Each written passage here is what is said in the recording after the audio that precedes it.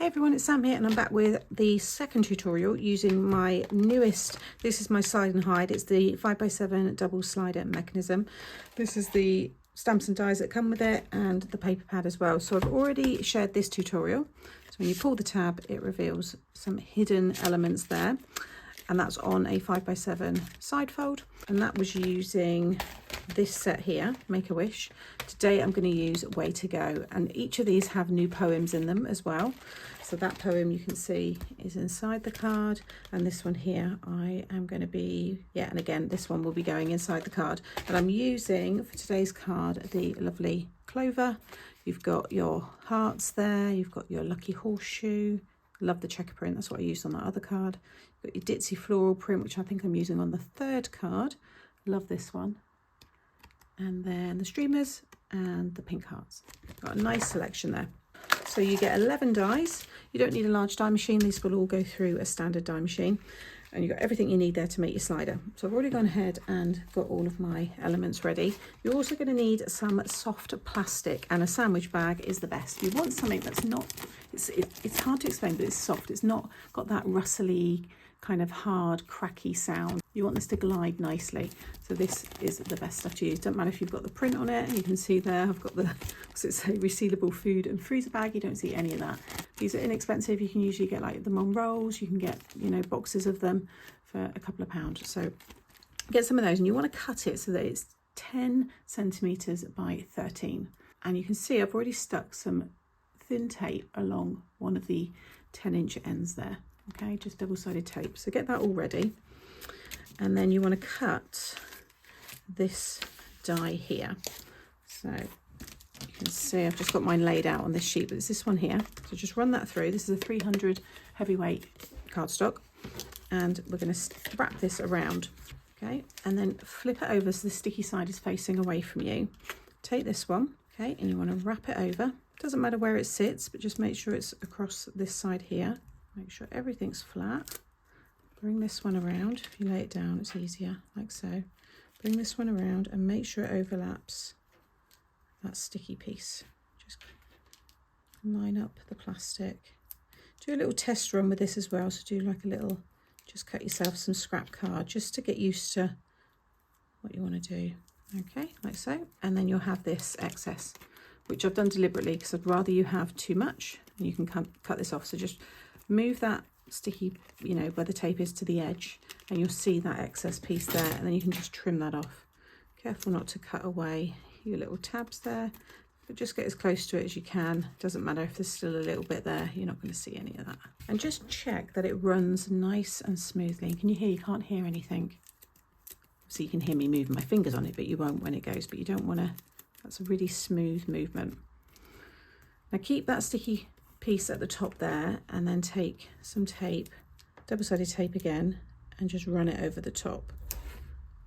And make sure that you don't get your sticky tape going over the edges here. You don't want nothing sticking. The whole piece should move still nicely, which that does.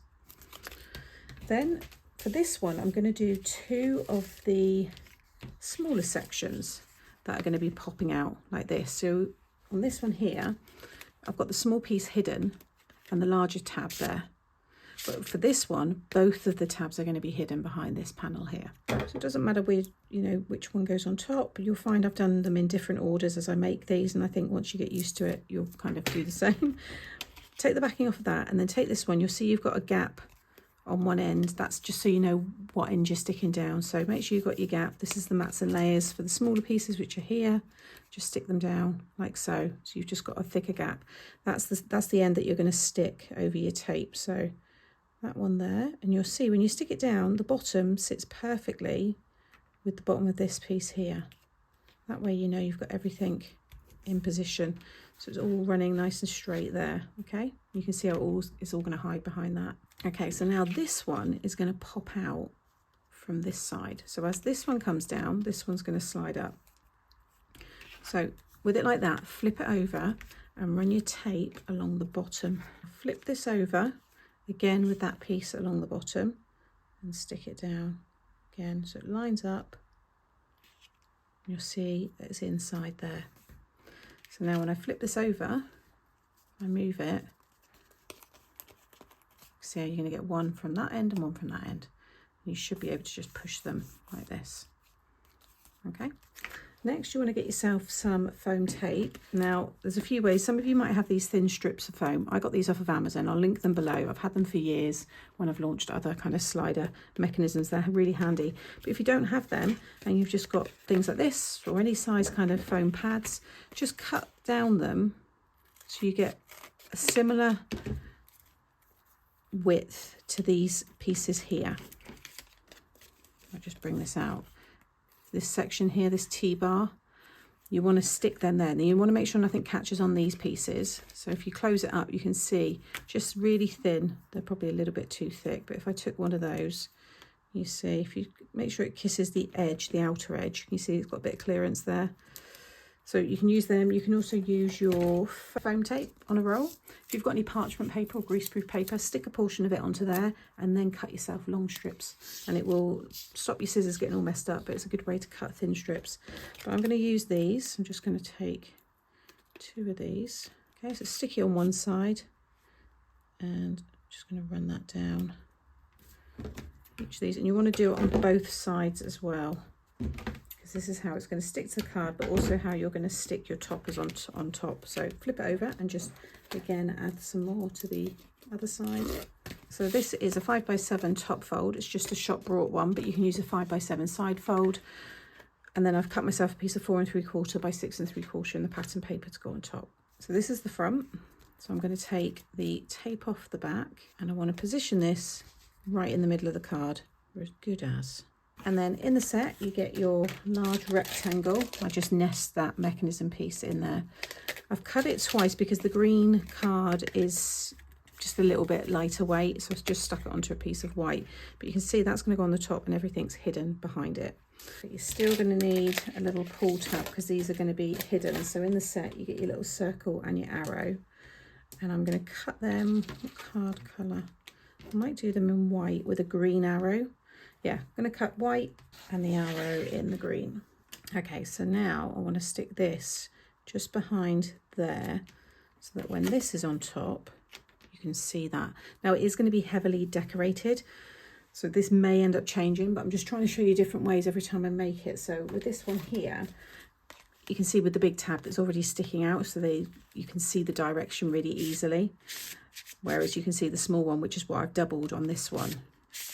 You can't see it. So I'm going to stick it there for now. And you just want to pop it behind and make sure it doesn't stick to anything else. So just a little glue. And it's going behind this piece, not behind the whole thing. So I'm just going to pop it about there. Again, make sure it's in the middle. We're as good as. Okay.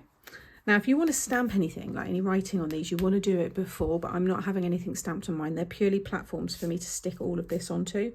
But again, just thinking ahead, you know, for example, the happy birthday in this one, you know, just stamp that before, it's a bit easier. So I'm going to take the backing off now of these two, and then I can stick this one. So you just want to make sure that it's lined up. It lines up with your matte layer, that 4 3/4, but you can bring it down a little bit more. I'm going to just sit it, I think, about there. As long as everything is hidden, I can just give that a quick test. You can see that slides up really nicely. But these are, like I said, are just platforms for me to add more to. So I've got all of these very fun clovers, and I've cut some of the chicks as well. So the idea is in the middle, I want it to say good luck. I'm going to lift it up on some foam. You can really embellish and go full on with anything you stick on this bit. Just be careful with what you're sticking on here. And then I thought I could have one of the chicks that's going to appear like there, because I want you to be able to see. Yeah, that looks like they're poking out. And then I was going to have one kind of upside down, doing the same. On this one, I might trim the feet off just so it definitely goes in, because obviously one you stuck underneath, one you stuck over the top, so you'll find you'll have less room on one end than you will on the other. But something like that, we trim it down, and then the main one kind of like there maybe. Or should that one then be that there? That's better. And stick them down flat. Don't add any foam or anything. Oh, I did cut one there. I obviously thought I was going to have green with the white. And then I'm just going to cover I really want to cover this whole green section with the clovers, and I've also got the lucky horseshoe as well, which I'm going to feed in amongst it all. Yeah, so I'm going to get all this stuck down and arranged, and then I'll show you it in a moment. So there is the finished card. I've just added some glaze onto that one. I will do it on this one as well, but I just wanted to show you how it all looks. So that's when it's closed, which I think looks really cute. So you can see how I've just used all of that to cover that space, and just been aware of, obviously I've got the two other little chicks there popping up, and I've added another little clover just behind that one as well. But how sweet is that? And then again, just carefully, you can see inside I've stamped the poem and a few more of those stamped images there as well. But that all displays really nicely when it's open as a top fold, but also you can keep it closed and it still looks really nice. So as always, thank you for watching today. I hope you've enjoyed this card from me using that lovely Way to Go stamp and die set. There will be one more tutorial coming up for this playlist at the moment, and then that's all three of these sets shown in some way. But do make sure you subscribed and follow my playlists if that's what you like, because any other cards that I make in the future I will add in there as well. So please give me a thumbs up if you enjoyed today. All the products, as always, are linked in the description box below this video, and I will see you in the next one. Take care. Bye.